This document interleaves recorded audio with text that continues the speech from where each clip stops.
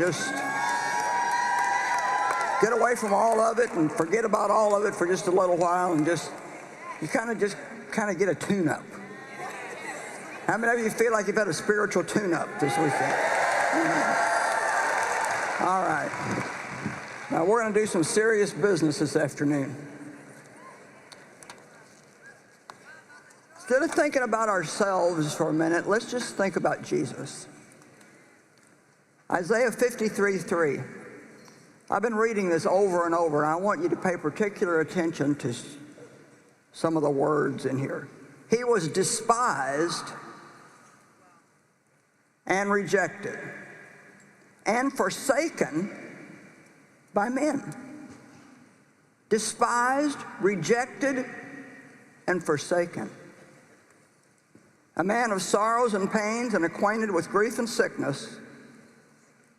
And like one from whom men hide their faces, he was despised, and we did not appreciate his worth or have any esteem for him. You know, Jesus was really treated terribly by his own. His very own creation. You know, Jesus was there at the beginning when we were created.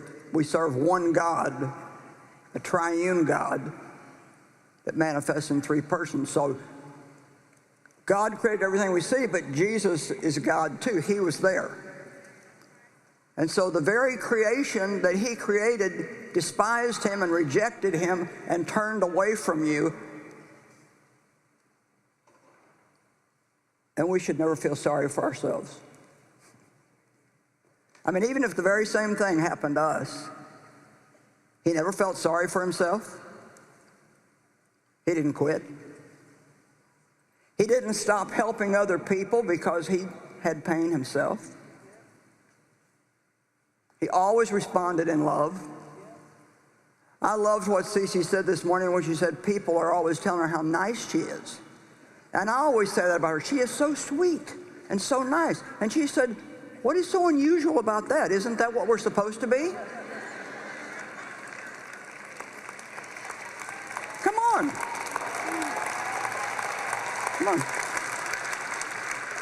And you know, please don't take this wrong, but I've been thinking lately, just as a teacher, you know,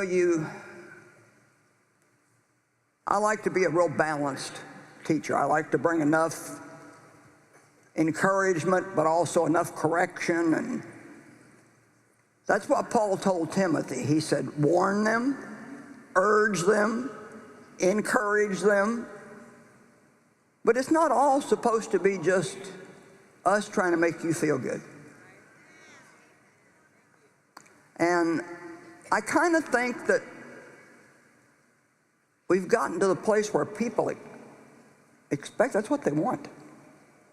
They come to get their blessing instead of coming to be a blessing. Amen. What would happen if when you go to church, you pray ahead of time, God, show me somebody there that feels invisible, somebody that's lonely.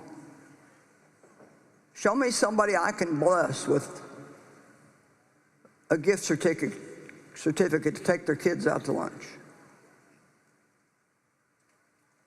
We have our mind too much on our own problems.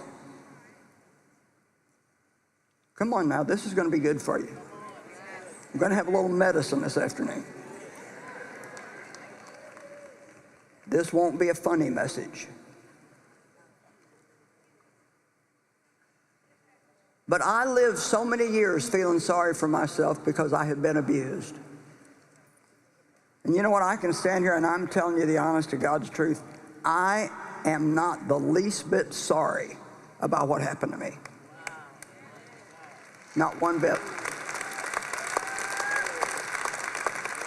You know why? Because it made me who I am. And it's given me a great relationship with God that I wouldn't trade anything for. So, you know, when you're hurting, you get real close to God.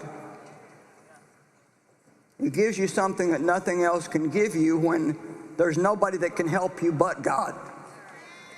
Amen. And I'm not sorry. I actually think that some of those things that, sure, God could have delivered me. He could have. He's God. But he didn't. And I don't take that as him not loving me. I take it as him trusting me enough to allow me to go through that so I could get the experience that I needed to help millions of other people in the years ahead.